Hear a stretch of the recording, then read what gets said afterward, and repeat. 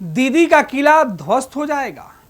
क्या इस बार ममता बनर्जी की सरकार नहीं बन रही है? पश्चिम बंगाल के अंदर कौन खेल खेला जा रहा है? ममता दीदी के खिलाफ किसने साजिश रची है? दरअसल भाजपा पूरे देश की सबसे बड़ी पार्टी है, कई राज्यों में सरकार है। एड़ी चोटी रगड़ने के बावजूद भी पिछले कई चुनाव से बीजेपी पश्चिम बंगाल में पिछड़ जा रही है, हार का सामना करना पड़ रहा है। लेकिन इस बार बीजेपी ने माहौल को बदलने की कोशिश की है।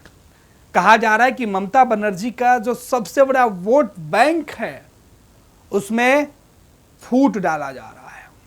भाजपा अपने जीत के रास्ते को मजबूत करने के लिए ममता बनर्जी के सबसे बड़े वोट बैंक को तोड़ने में जुटी है।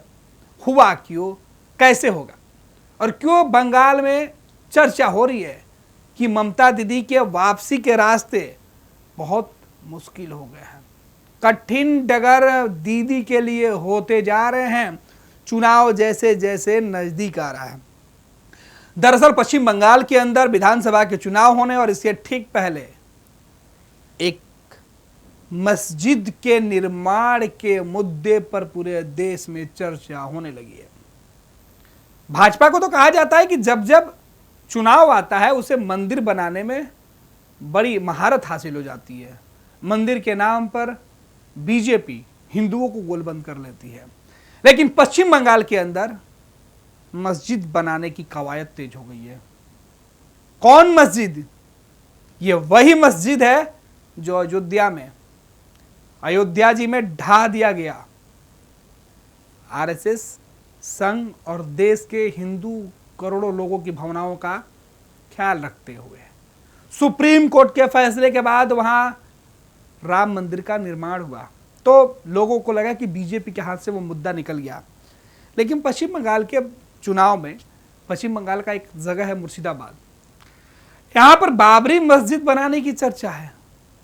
और इस चर्चा से जहां ममता बनर्जी के समर्थकों को लग रहा था कि ये उनके लिए फायदे की बात होगी, लेकिन यही एक खबर निकल के सामने कि ममता बनर्जी को इस बाबरी मस्जिद से फायदा नहीं बल्कि नुकसान होगा। मुस्लिम वोटरों का ध्रुवीकरण करने के लिए कई चेहरे सामने आए हैं। पश्चिम बंगाल के मुस्लिम नेता अलग पार्टी बनाकर चुनाव लड़ने वाले हैं। टक्कर बीजेपी को नहीं, ममता बनर्जी को देने वाले हैं। इस बात की चर्चा तेज हो गई है। अब इस चर्चा में सीधे तौर पे जो बातें कही जा रही है विधानसभा चुनाव के पहले कि मुर्शिदाबाद में जो मस्जिद के लिए जगह जो चबूतरा बनाया गया उस पर लिखा गया है बाबरी मस्जिद। मुर्शिदाबाद में जिस जमीन पर मस्जिद बनने की बात की जा रही है उस पर अस्थायी कई स्टॉल लग गए हैं। इधर अयोध्या में बाबरी मस्जिद की जो तस्वीर थी ठीक उसी प्रकार की तस्वीर वहां भी बनाई गई है। 6 दिसंबर 1992 का वो दिन याद होगा, देश को याद होगा, दुनिया को याद होगा, जब हजारों कार सेवकों ने अयोध्या के अंदर जो भगवान श्री राम की जो जन्म स्थल है, जिस पर जहाँ जो मस्जिद थी बाबरी मस्जिद, उस पर उसे ध्वस्त करते हुए कहा गया कि ये भगवान श्री राम की जन्मभूमि है।